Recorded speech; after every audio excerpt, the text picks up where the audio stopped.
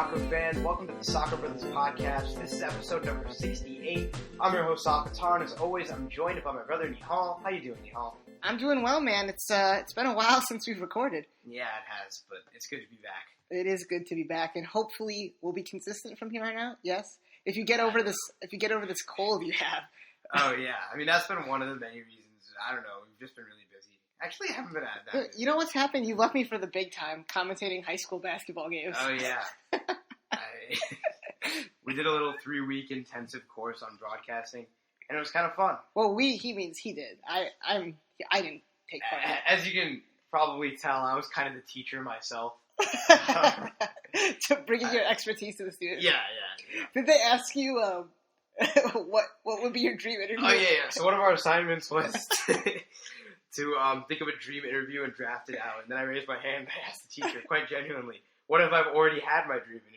Which I have on this podcast. Landon Donovan. Go check it out. That's episode number 60. It was a great interview, and I'm sure some of the things we talked about are still relevant to this day.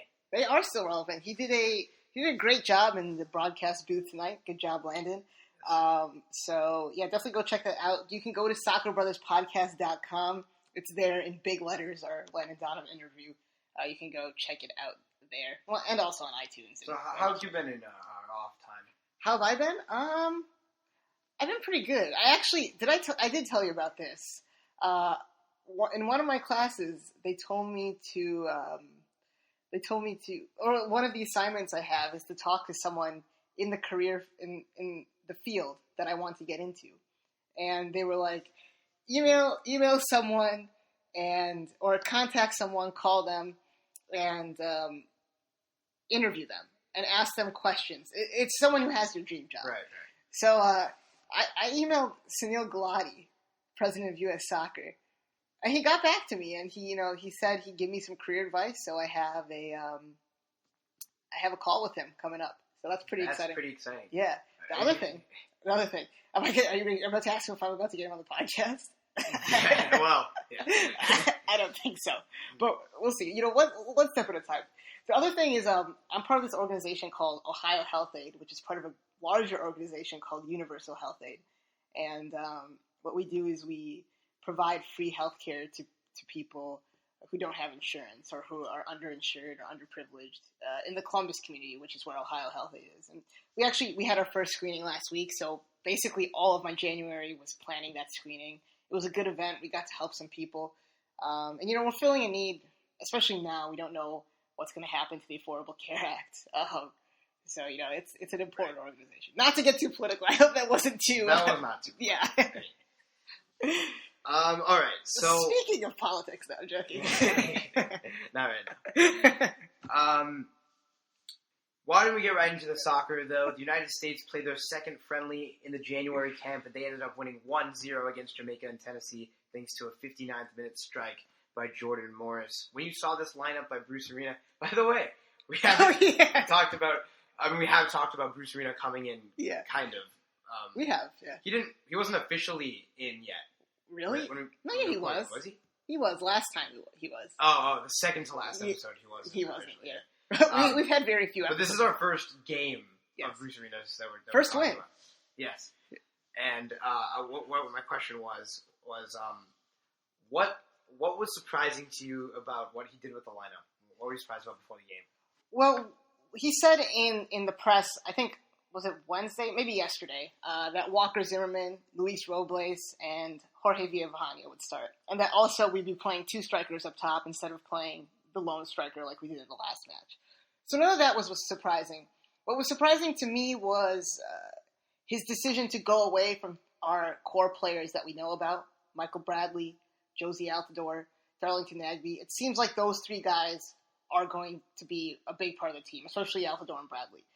So it surprised me that in his second stint, he didn't go with those guys. We saw Sebastian Lletget on the wing in the first half, which is where he plays for LA. And then he moved back to that sort of center mid Jermaine Jones role.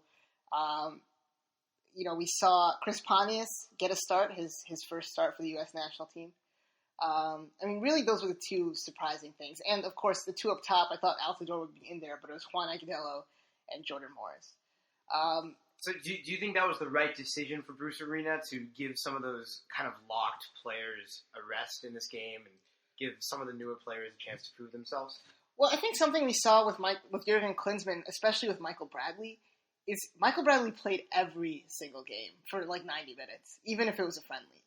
And I think it's really important, if Michael Bradley somehow is not available, who's going to step into that role and provide a similar skill set and do the same things that Michael Bradley does? Because Jermaine Jones won't. Sebastian Lletget as a center midfielder won't. Danny Williams won't.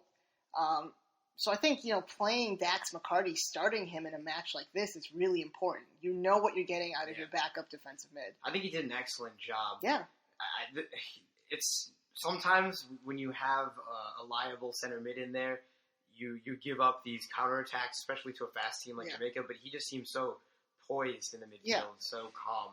I will say something he does a little bit better than Bradley is allowing the center backs to play out of the back, rather than Bradley, even when he came out in this match, he tends to drop in between the two center backs and pick up the ball, which is okay because he's a better passer than either of the center backs are ever going to be.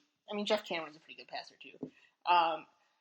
But, like you said, I think Dax McCarty had a really good match. I think he was impressive. He looked like he belonged there. He didn't make any mistakes. But you just don't get the same passing ability you get out of Michael Bradley. You don't get the same presence at the defensive midfield spot that you do out of Michael Bradley. And immediately when Bradley came on, you saw some diagonal passes, you saw some forward passes. And I really hope that the U.S. soccer fan base starts to appreciate Michael Bradley more and what he does for the national team, because he gets a lot of criticism, especially from the fans. But not excluding Nihal. Right. I'll give him criticism when it's due. And I think, there have been times where he hasn't been great. That being said, he's indispensable to this national team. And, you're alluding to the time I said we should move on. That was an idiotic statement by me. I was just probably angry after a match or something. It was irrational, emotionally charged. But there's no one else in the pool who can do what he does. With the same combination of defensive ability, soccer IQ, leadership, work rate, absolutely, and passing ability. Dax McCarty doesn't cover the same amount of ground that Michael Bradley covers. No. But that, I think that Dax McCarty can be a very valuable substitution when we need to hold on to a lead. Oh, absolutely. And if anything should happen to Michael Bradley, right. I think, if you, especially, maybe Dax didn't look as good because it was a two-man midfield rather than a three-man midfield, which he's used to playing in a three-man midfield in New York. But, to be honest, Jamaica didn't pose much of a threat except for a couple of chances here and there. So, yeah, Dax McCarty I thought did pretty well. Alongside him in the midfield was Benny Feilhaber, which looks like one of the most creative midfielders we've seen in a while for the national team. Right, and you saw it at the end of the last match. This is why people have been calling for Benny to play. And, the thing I like about Benny is that he's willing to try shit. He's willing to try stuff. And I think, his first couple of passes were bad passes, out of bounds to the defender. Once he starts to get into the match, he continues to look forward, and eventually those passes are going to come off. He's going to play well as the match continues to go on. And I think, Sasha Question is a very good attacking midfielder, and it's close right now. We don't know who is going to be the one, or if we're even going to. We should have a starter, but I think Benny may have surpassed Sasha Question. Question, I think, is a little less willing to pull the trigger on some passes. I think Benny Feilhaber is a little bit more creative, and he tries to control the game a little bit more, and is less anonymous. And once again, that could be because it's a two-man midfield, and he's literally the only person there trying to feed two strikers.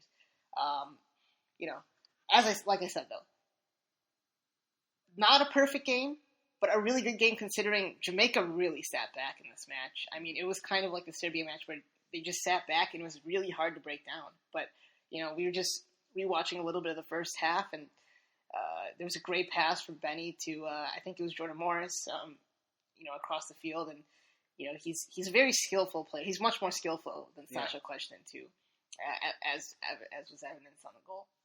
So how do you compare him to Nagby if that choice is left to Bruce Arena? Well, I think Nagy's going to play on the wing.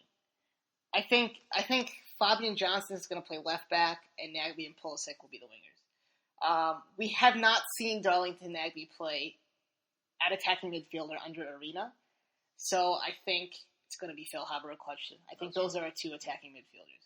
He's also talked about Pulisic playing attacking mid, so he might even go there. If Nagbe, Fabian Johnson, if he wants to play Pulisic, Nagbe, and Fabian Johnson in the midfield, it might be Pulisic at that attacking midfield role, especially if Jorge Villafana is a left back. But I think I don't think that's going to be an issue, to be honest. I do agree with you that an explosive, creative player like Benny Feilhaber is so important. If you've been watching the U.S., we're not Barcelona. We don't bring our whole attack up and possess around the box.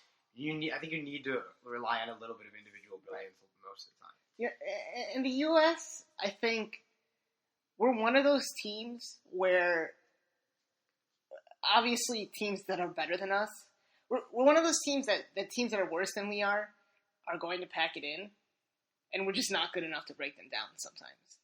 I mean, kind of like Everton, like I've said in the past, you're almost good enough, but you're not. So that's why sometimes we do play better attacking soccer against slightly better teams, not against. I think Jordan Morris is going to be key in some of these games with the pace he has. Right. And Josie Altidore is not going to be making those same types of runs that Jordan Morris can in the final third. I think, well, here's the conundrum we have. I think Bruce Arena wants to play a lone striker. Josie Altidore is not great at that. Jordan Morris is probably the best at that. Bobby Wood is probably the best combination of pace, skill, and soccer IQ. I still think Jordan Morris lacks that final. He just lacks. I don't know how to explain it.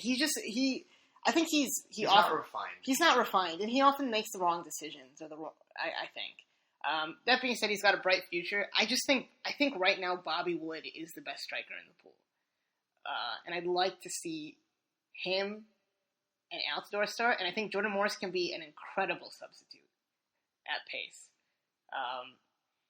But Jordan Morris, like the goal makes up for some of the missed chances he had in this match. But some of those chances he's got to put away. I think, especially when you're only going to get 2 or 3 chances a match.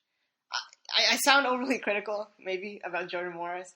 I'm not convinced that he's a starter yet. Yeah, but I think, if you look at the progression just from the beginning of this past MLS season to the end, it doesn't look like it's going to be long before Jordan Morris can be a consistent scorer. Absolutely. I think, that being said, he absolutely needs someone like a Benny Feilhaber or a Nicolas Lodeiro. Right, exactly. So it is easier with those players. Yeah, exactly. Now, a striker that we haven't talked about yet, and probably for good reason based on this game, was Juan Agudelo. Why wasn't he effective tonight? I think his job in this match was to sort of play a little bit below Jordan Morris and set Jordan Morris free. I think an instance we saw of that was when he flicked on Jordan Morris for the first chance, the clear chance that Jordan Morris had, that was saved by Andre Blake, where Agudelo hurt his jaw. I think Agudelo is clearly not in the top 4 strikers in the pool, or top 5. But I do think he possesses he possesses a lot of ability. He's a little bit of a head case. He's kind of like Des Bryant. Des Bryant's actually a good receiver, or like at the top of his game. I'm trying to think of a good example. Des Bryant's not a top 5 receiver. Maybe not. He's like Michael Beasley. He's in basketball. He's a good scorer, and he has the ability. He's just a little bit of a head case, and he's not consistent. Mm-hmm. Right now, Josie Altidore, Bobby Wood, Clint Dempsey when healthy, Jordan Morris, and probably even Terrence Boyd. Maybe not, but at least those 4 are ahead of Juan Agudelo at this point.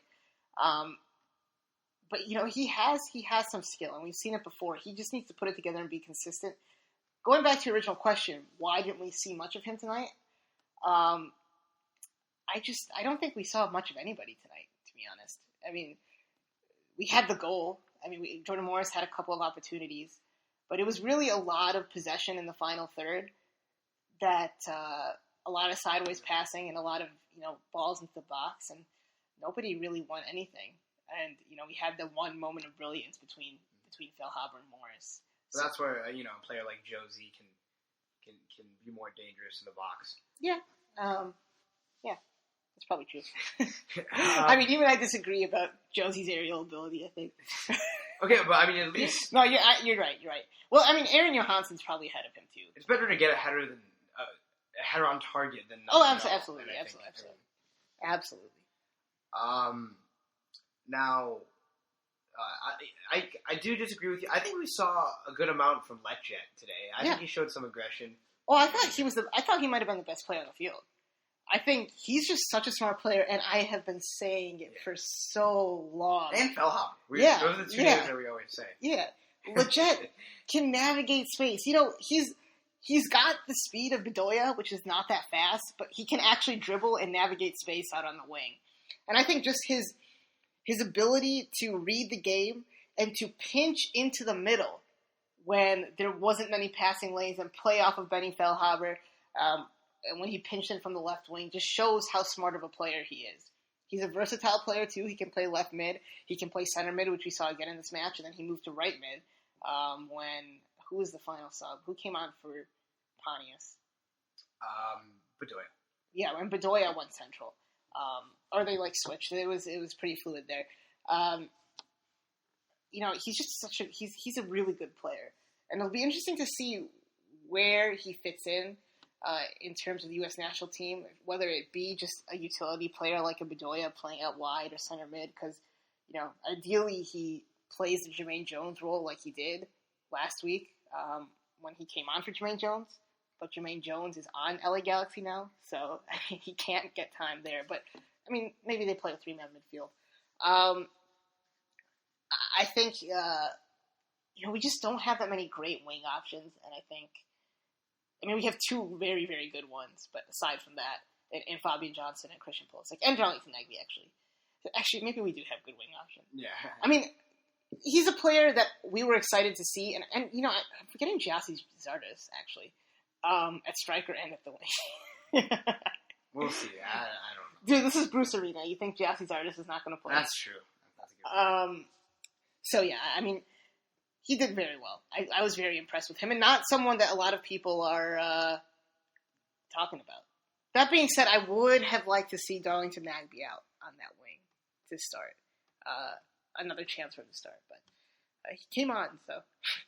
Why don't we give a little bit of love to the defense? You talked about Walker Zimmerman being a surprising, not surprising because we already knew about it, but surprising before Thursday. How do you think he played, and do you think that if he keeps this up and is consistently good for Dallas up until March 24th, that he earned himself a call-up? He earned himself a call-up? Yeah. I think he earns himself a call-up. He was good. I think people are a little bit too excited about what he's done in this match. His distribution was okay. It's easy when 11 people are behind the ball and you can pass it to whoever. But like I said, Dax McCarty wasn't dropping, right? He wasn't dropping like Michael Bradley does, so Zimmerman had to make some of those passes. I thought he was maybe a tad bit aggressive at certain times.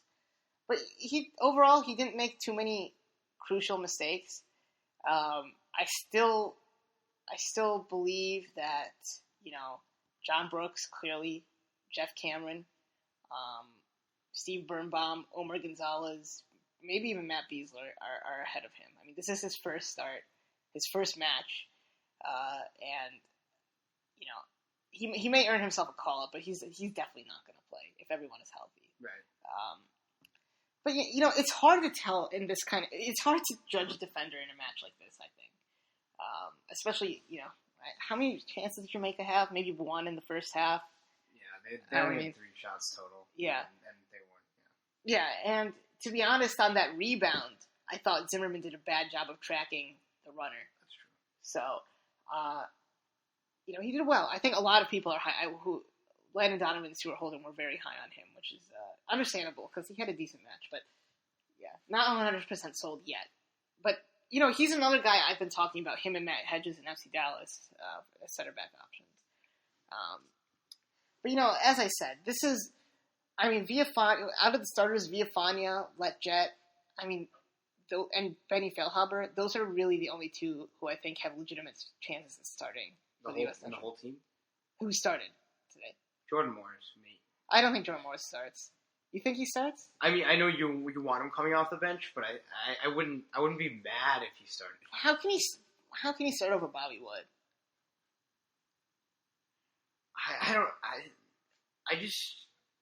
Do you think that as a winger, Bobby Wood?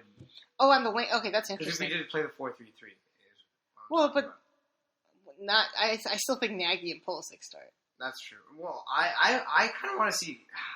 I know Arena hasn't tried that yet, but I still want to see Nagy in the midfield because I'm not sure that I see Phil Haber starting in that Honduras game. Really? I think he will. I think it's going to be him or Clutchton. I hope so. I think it's going to be him or Clutchton. Well, here's the thing.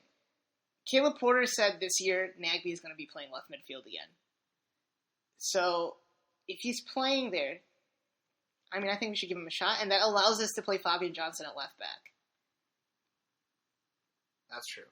But if you want Fabian Johnson on the wing, which is not a bad idea,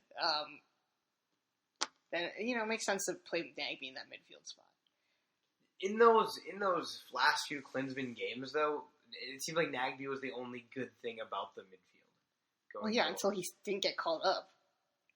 Yeah. Well, honestly, that's the best thing about like Klinsmann getting fired. Even if you think it's not a step forward or nothing is going to change too much, players like Nagby and Feilhaber are being given a chance. Right. Nagby clearly makes the team better. And I don't know. Villafania too. And I think Pulisic will start in this Honduras game. Oh, he will. Arena's already talked about him, and Arena is a realist. He understands the makeup of this team. He understands who are the best players. Remember, people who are afraid Pulisic won't start. Arena gave Donovan and Beasley their first starts at the 2002 World Cup as teenagers. That's true. I know in 2006 he went for that veteran presence more than people should have with Claudio Reyna and instead of playing Clint Dempsey or whatever. I think it was, I don't remember because I was 11 and didn't watch soccer back then. But he does also play youth. He also does play dual nationals. I wouldn't worry about that. He's not going to not play like Fabian Johnson and John Brooks and Christian Pulisic. Those are clearly our best three players, right? Who's better than those three? Yeah. But, it finally looks like this team had an identity today, which, no matter what lineup Jurgen Klinsmann fielded towards the end, right. I don't think that it looks like that. Right, and the thing is... And I know this team's not going to play, but right. Still. Obviously, you want consistency, like in terms of lineups. But the thing about Jurgen changing lineups is that there would be, there would be no consistency, but there would also be no apparent tactical instruction. Arena, if he's changing the lineup, if he's changing the formation, he's going to be telling the players what to do. He's going to be actually engaging in some tactical discussion with his players. Not just saying, oh, high energy, benchmark, high energy. I don't know why I said benchmark, but... Yeah. Oh, okay. Let's just forget about Clint. Yeah. When can we move on? I don't think we can. Why don't we talk about the goal for a second because we didn't really talk about that too much. Dax McCarty played a ball into Benny Feilhaber, who played a nice 1-2, or might have been more than a 1-2. It was Villafania to McCarty. McCarty was in space. He moved up, passed it to Feilhaber. Feilhaber did that little back heel to Morris. Morris back to Feilhaber. And then who passed it back to Morris. Yeah. So they each touched it twice. So a 2-2. Is that what would it be? Yeah. 2-2. It would just be a 1-2-1-2. No. Yeah. Because a 1-2 means that both... I don't know. One player touches it once and one player touches it twice. So if both players touch it twice, that would be a 2-2. Okay. Sure. Anyways, it was not that great of a finish by Morris, but...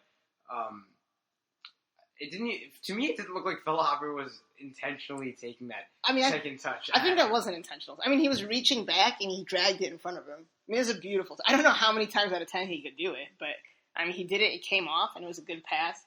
And, Clutchton had a chance to make a pass like that last week, and he didn't. Phil Hubbard did this week. Jordan Morris finishes it near post. Not the greatest finish, but he gets it done, and I'm sure we'll be happy to get a victory. Because, the last time we scored was that Mexico game. So, we desperately needed a goal, and we got it. So. Question. Do you think that we'll see Chris Wondolowski in the Brewster? No. If he wasn't at this camp, he's not. I don't know. You have Altidore, Morris, Wood, Johansson, Boyd, Zardes, and Agudelo. I mean, you have 7 strikers there, and maybe even Alan Gordon. I mean, you have those guys. I don't see anyone else come through. I don't see Chris Wondolowski. I think Chris Wondolowski and Kyle Breckerman are done. There's always next year's January camp. Still, there's enough MLS. Next year's January camp will be the final one before the World Cup. That's scary to me.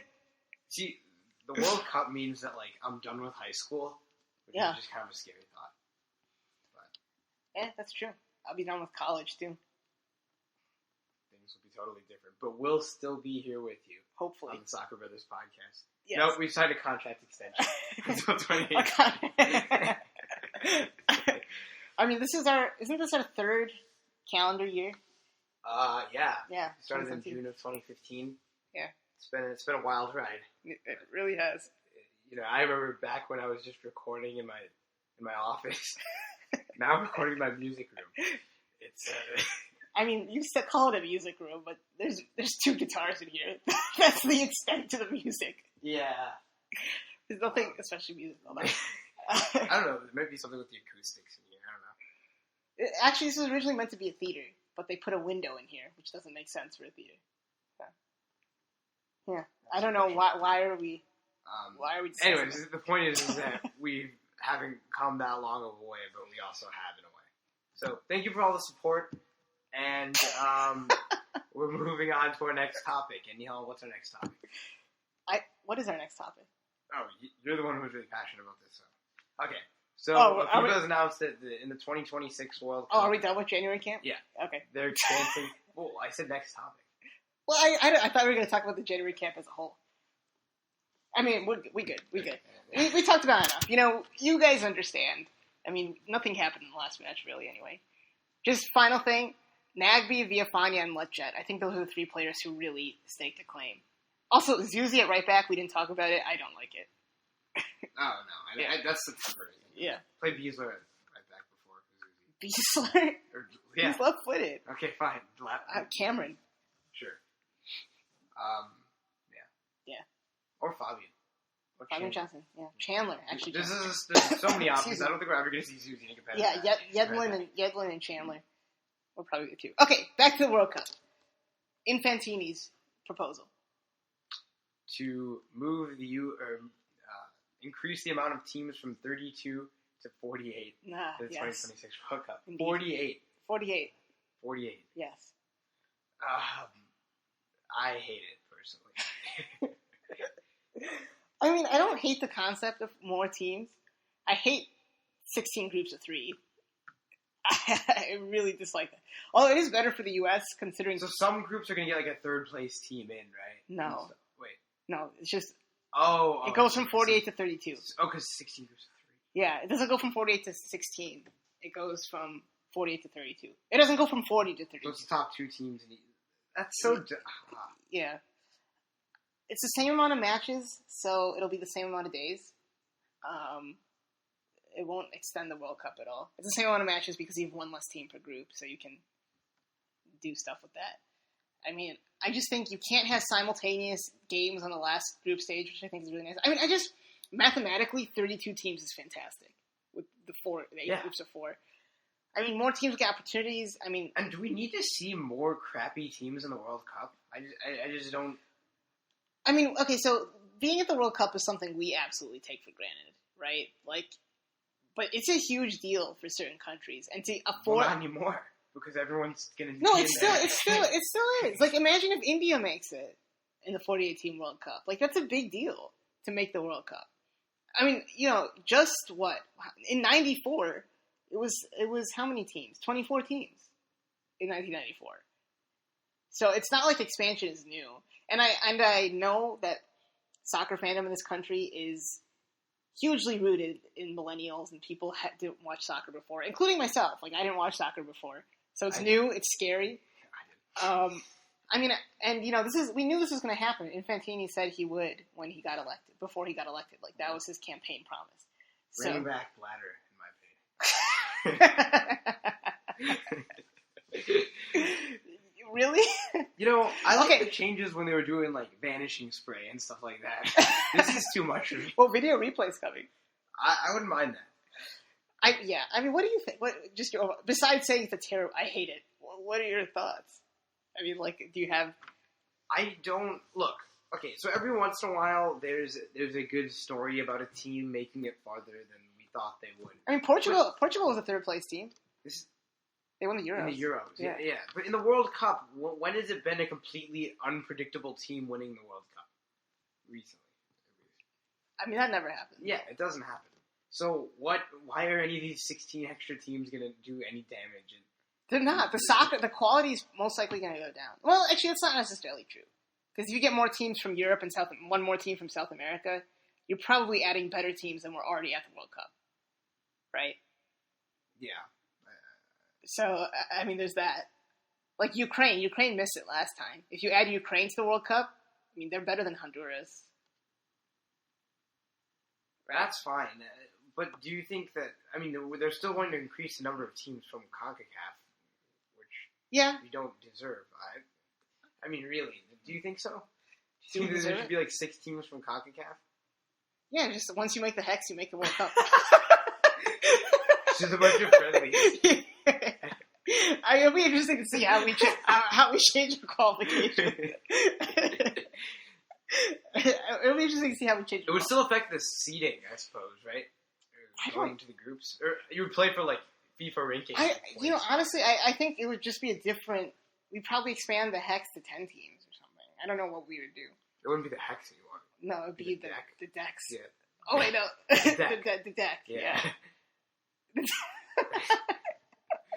I mean, if we merge with South America, which could happen, then it will be a good thing. I mean, technically, it's a good thing for the U.S. because... Wait, so is this official?